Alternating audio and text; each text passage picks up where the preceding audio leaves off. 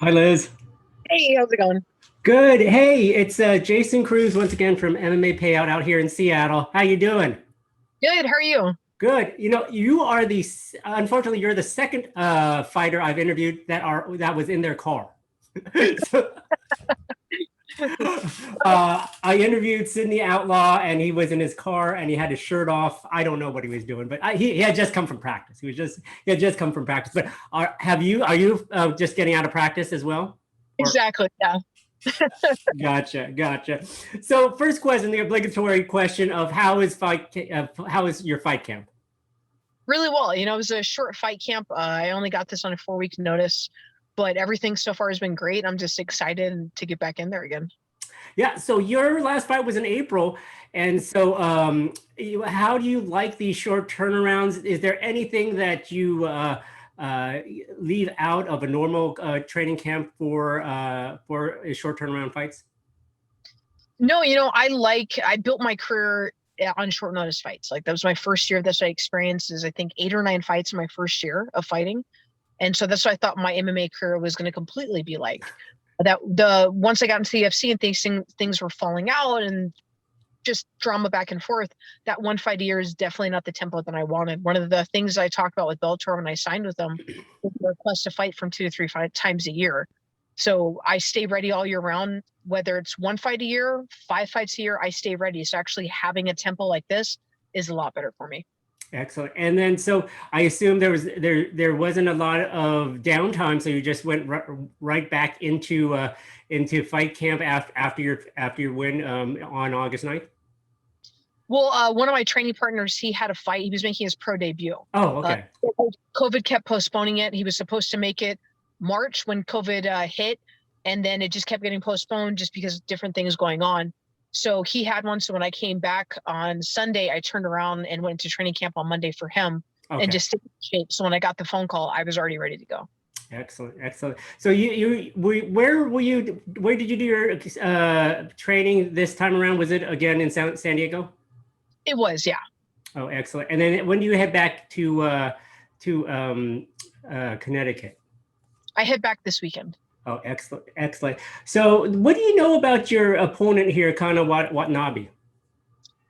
She's number 4, so she's up there. She's been doing due diligence in her competitions. She's 10-0, and she's a judokan, so it's going to be a good challenge. Yeah. So, I had interviewed her, and she's flying from Japan to get here. But she, like you indicated, you guys are both at the top of the rankings. And do you feel that this is a fight that could propel one of you to a title shot? I certainly hope so. I think with our rankings being 2 and 4, a fight Friday night is really going to be for the contender spot. Excellent, excellent. And so she's a judoka, and obviously the most famous judoka you fought was, of course, Ronda Rousey. How is there any preparation that you deal with for someone that uses that type of those type of moves for takedowns and things like that? Yeah, absolutely. So some of my training partners, they have judo backgrounds, so it pays off in that regard. And some of them where even if they're a little bit bigger than me normally, so say they compete at 145, when I'm usually at the smaller part of my camp, I try and avoid them. And them, I'm just like, hey, I got to gravitate to you.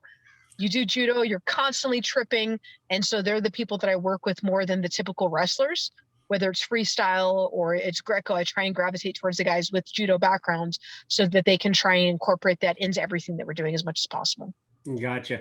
And so after this fight, are you going to take some time off? Are you assuming you win? Are you going to demand Scott Coker to get you that title shot this fall?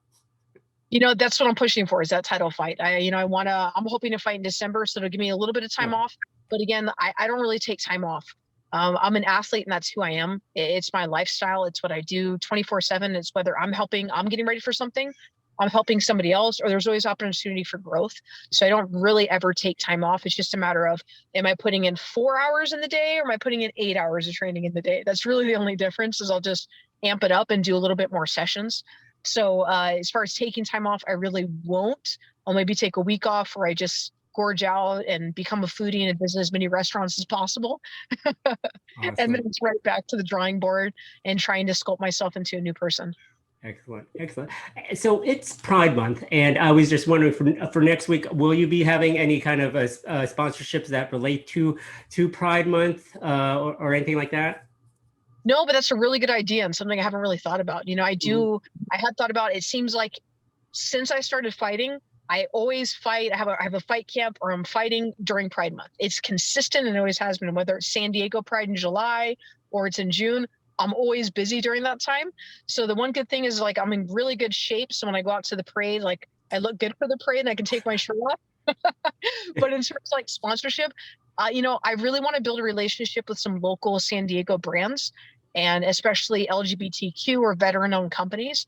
And it just hasn't seemed to work out that way. So hopefully with Bellator, I'll be able to draw those lines and find some of those people so that I can do something like this, knowing that next year I'll probably be doing the same thing and be fighting in Pride.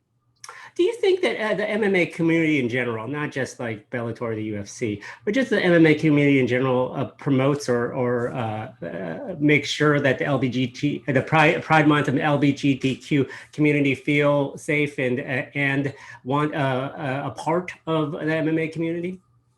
Yeah, I certainly do. And I have seen Bellator kind of promote that, not necessarily as this blatant thing, but certainly making a safe environment for people.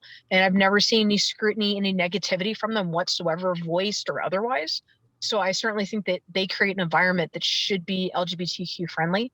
And I would love to see now with COVID restrictions starting to be released a little bit, maybe that we can do something together that will help promote that community and help them out as much as possible.